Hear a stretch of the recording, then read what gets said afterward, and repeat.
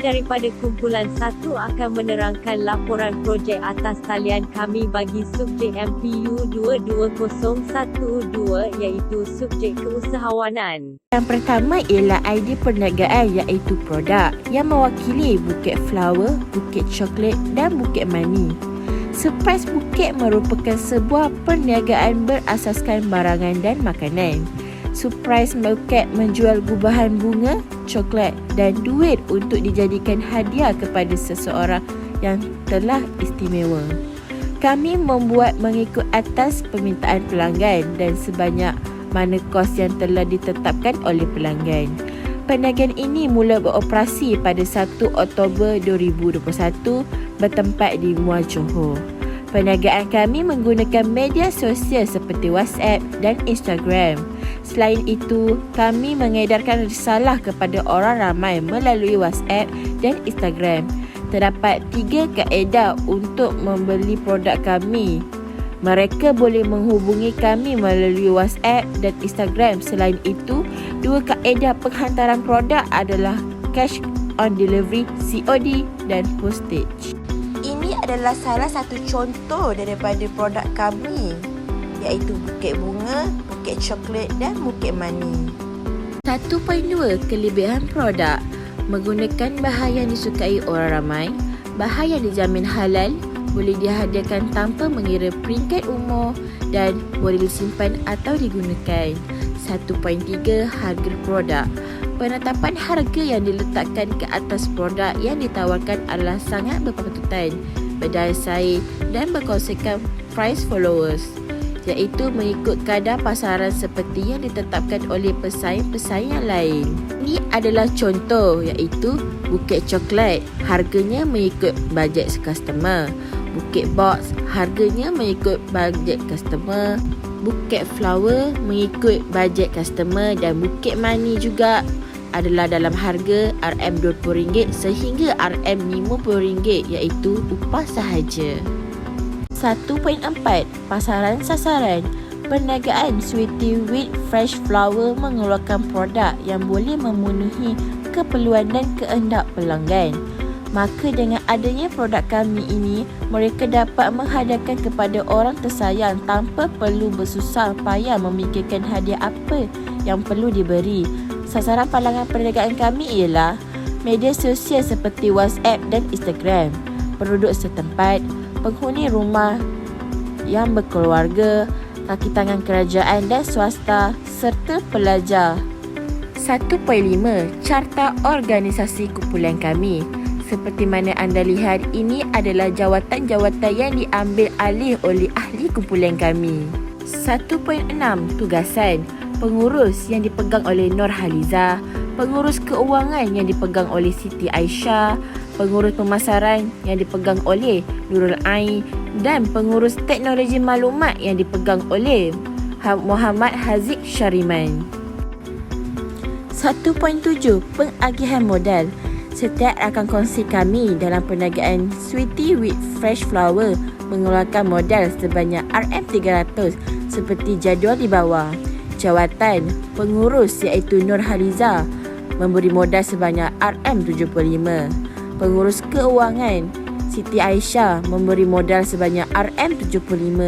Pengurus pemasaran iaitu Nurul Ain memberi modal sebanyak RM75 dan pengurus teknologi maklumat dan komunikasi iaitu Muhammad Aziz Syariman memberi modal sebanyak RM75.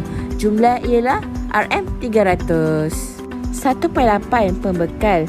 Bekalan perniagaan Sweety with Fresh Flower diperolehi daripada pembekal di Muar Johor. Pembekal ini berasaskan kriteria yang menepati kehendak perniagaan kami sebagai sebuah perniagaan yang berasaskan produk. Jadi di sini saya ingin terangkan tentang peranan admin. Jadi di sini peranan admin ialah menjual dan mempromosikan produk dalam media sosial. Selain itu, admin juga perlu menjawab pertanyaan pelanggan. Admin juga perlu mencatat data iaitu jualan harian, belian dan lain-lain. Dan lain sekali, admin juga perlu menguruskan akaun seperti akaun Instagram, WhatsApp dan juga Facebook. bilangan pengikut kami di Instagram dan post dalaman kami di Instagram. Jadi di sini apa yang boleh saya ceritakan tentang kami ialah Instagram merupakan platform utama kami. Instagram juga adalah aplikasi yang berkesan untuk memasarkan produk kami. Instagram adalah antara tempat yang terkenal kepada ahli-ahli usahawan untuk memperkenalkan produk mereka, memandangkan penggunanya mencecah 300 juta pengguna di seluruh dunia setiap bulan. Dengan 70% penggunaannya menggunakan Instagram setiap hari, perniagaan amat memerlukan pemasaran yang besar untuk memperkenalkan produk kepada orang ramai. Lebih ramai orang yang mengenali perniagaan kita, lebih ramai akan yakin dan akan membelinya. Dalam pada itu, jumlah follower yang ramai akan menambahkan peluang yang lebih besar untuk memperkenalkan produk. Jadi, kami sertakan link Instagram untuk senang pelanggan untuk mencari Instagram kami. Dan boleh memilih contoh-contoh buku yang telah kami post di Instagram. Okey, untuk memudahkan pelanggan untuk membuat tempahan, kami telah sediakan link di Instagram. Link itu kami letakkan di bio Instagram dan pelanggan boleh klik sahaja di link itu dan terus bawa mereka ke WhatsApp untuk bertanyakan produk kami dan untuk bertanyakan harga atau sebagainya. Jadi dengan adanya link tu memudahkan pelanggan untuk terus hubungi kami tanpa melengahkan masa mereka untuk menaip nombor dan sebagainya. Jadi kami telah menyediakan satu kemudahan untuk pelanggan membuat tempahan.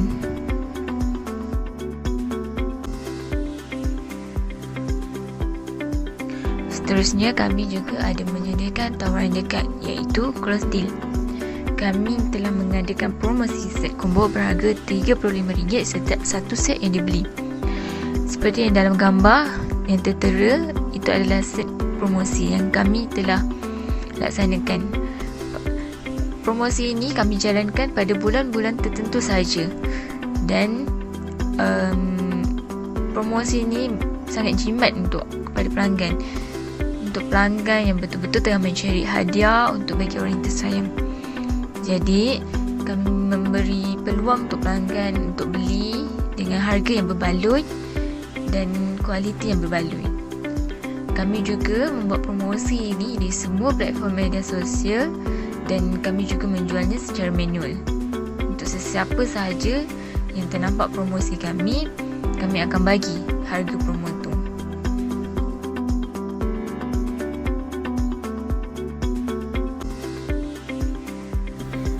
Seterusnya adalah jualan. Senarai kuantiti produk dalam masa sebulan, bulan November hingga Disember. Yang pertama, Bukit Coklat, kuantiti 15 dan anggaran harga RM30 hingga RM200. Yang kedua, Bukit Flower, kuantitinya 4, anggaran RM40 hingga RM60.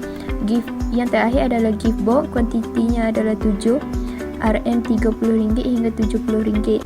Yang kedua pula adalah kos projek. Yang pertama, bahan bukit, belian tunai dan yang bernilai RM150. Yang kedua, coklat melalui debit card RM150 juga, total adalah RM300. Yang ketiga adalah sumber pembiayaan.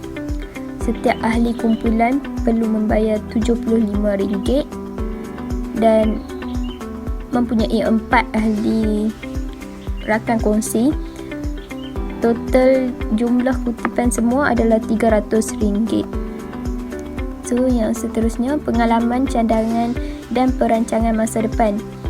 Masalah yang dihadapi oleh usahawan. Kami tidak mempunyai kemahiran dan pengalaman yang cukup dalam menjalankan perniagaan kerana kami masih baru lagi dalam mempelajari ilmu perniagaan. Kemahiran kami dalam mengurus modal masih dalam proses belajar.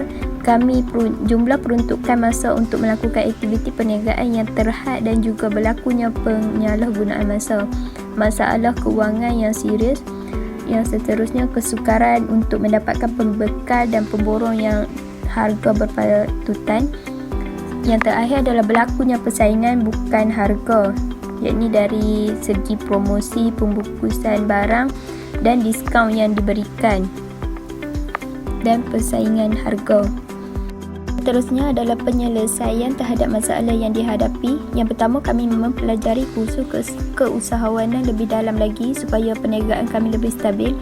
Yang kedua adalah menyusun atur masa supaya tidak berlaku lagi penyalahgunaan masa. Yang ketiga, mempelajari dan mengambil pengalaman daripada usahawan yang lebih berjaya, yang telah berjaya. Yang keempat adalah kami tidak melepaskan peluang yang ada. Yang kelima, mempertimbangkan usaha mengenali lebih ramai lagi usahawan yang berjaya. Yang terakhir adalah kami perlu memperluaskan lagi periklanan dan promosi terhadap perniagaan yang akan dijalankan. Pengalaman dan pengajaran yang diperolehi. Yang pertama, dapat membangunkan perniagaan dengan usaha kami sendiri tanpa bantuan orang luar. Yang kedua, kami dapat belajar dari kesalahan kami hingga berjaya membangunkan perniagaan kami sendiri. Yang ketiga, budaya keusahawanan dapat diperkembangkan dalam diri, ahli keluarga dan masyarakat. Yang keempat, pembentukan komuniti yang lebih berdikari. Yang kelima, kami dapat bekerjasama dalam membangunkan perniagaan kami. Yang keenam, kami dapat mempelajari ilmu dalam perniagaan dengan lebih mendalam. Yang ketujuh, pengalaman kami dalam mencari rezeki dengan titik peluh kami sendiri. Dan yang terakhir, kami dapat berkongsi pengalaman dalam kumpulan. Sekiranya diberi peluang kedua, apakah yang akan dilakukan? Kami akan mengeluarkan idea yang memberi kelainan dalam produk kami. Seterusnya, kami akan menarik perhatian pelanggan dengan mengadakan promosi yang tidak masuk akal apabila perniagaan kami semakin kukuh kelak. Seterusnya, kami akan mencari pembekal yang menjual barang dengan lebih berpatutan. Dan yang terakhir, kami akan memperbanyakkan akaun media sosial untuk mewar-warkan produk kami. Cadangan. Untuk meningkatkan prestasi perniagaan kami yang pendek, iaitu dalam tempoh sebulan, kami bercadang untuk membuat promosi yang mampu milik. Oleh itu, kami akan mengeluarkan modal untuk membeli barangan buket dan mempromosikan terlebih dahulu sebelum kami menambah stok barangan yang lebih banyak. Selain itu, kami memasarkan produk kami kepada orang terdekat kami dahulu seperti saudara mara. Dengan itu, kami akan beroleh pelanggan yang ramai walaupun kami tidak kenali. Seterusnya, kami akan mengedarkan produk kami melalui media sosial yang kami miliki. Di samping itu, kami akan mendapat permintaan yang banyak dari orang luar yang ingin menghadiahkan orang yang tersayang seperti pasangan yang berjauhan, anak yang berjauhan dan ibu bapa yang berada di kampung. Perancangan masa depan. Kami berharap ahli perniagaan Sweet with Fresh Flower akan lebih mahir dalam membangunkan perniagaan kami. Kami juga akan menyusun strategi yang lebih berkesan untuk memastikan perniagaan kami berjaya. Antara strategi yang berkesan ialah memulakan perniagaan dalam bidang makanan yang digemari orang ramai. Dalam dunia yang serba canggih dan maju ini, kita sering dihantui dan dibayangi dengan pelbagai wabak penyakit seperti COVID-19. Disebabkan wabak ini, orang ramai diarahkan duduk di rumah supaya lebih selamat. Jadi kami merancang pada masa depan untuk menghasilkan produk yang lebih senang dibeli orang ramai untuk tujuan menghadiahkan orang tersayang. Kami juga akan memperluaskan produk kami untuk dijual secara postage supaya lebih selamat. Selain itu, perniagaan kami akan lebih peka terhadap kemajuan pelanggan. Kami akan sentiasa melakukan yang terbaik untuk pelanggan supaya mereka berpuas hati. Justru pihak yang akan menentukan jatuh bangun sesebuah perniagaan itu adalah pelanggan dan orang ramai. Maka hasrat dan kemahuan mereka perlu diambil kira dan tidak boleh dipandang ringan. Jika tidak, pelanggan akan lari dan kita yang akan mengalami kerugian kerana gagal memenuhi kehendak mereka. Sekurang-kurangnya, kehendak pelanggan memberikan kita sesuatu yang baru untuk dicuba dalam dunia perniagaan. Penutup. Kesimpulannya, di dalam dunia perniagaan yang kian mencabar dan berdaya saing seiringan dengan perkembangan teknologi yang semakin canggih, para usahawan sentiasa berusaha untuk meningkatkan pasaran dengan pelbagai cara untuk mempromosi produk mereka seperti menggunakan media sosial dan laman web yang menyediakan perkhidmatan perniagaan dalam talian. Contoh yang boleh kita lihat adalah melalui lazada.com, mudah.com dan lelong yang sering menjadi platform kepada usahawan untuk menjalankan perniagaan melalui talian. Justru itu, pemilihan medium pengiklanan dan promosi yang berkesan serta bertepatan dengan ciri-ciri yang dikehendaki berkaitan produk dan perkhidmatan adalah amat penting kepada setiap usahawan. Pengguna media sosial yang bersifat lebih profesional dan fleksibel daripada segi reka bentuk, gambar dipaparkan, video dan informasi berkaitan sesuatu produk atau perkhidmatan dilihat lebih sesuai bagi sesebuah entiti perniagaan. Teknologi media sosial masa kini membolehkan setiap blog dapat dihubungkan terus dengan mana-mana rangkaian laman sosial seperti Facebook, Twitter, Flickr, Tumblr, LinkedIn dan sebagainya, bagi memudahkan maklumat terbaru dikemas kini serta disampaikan kepada pengguna sasaran.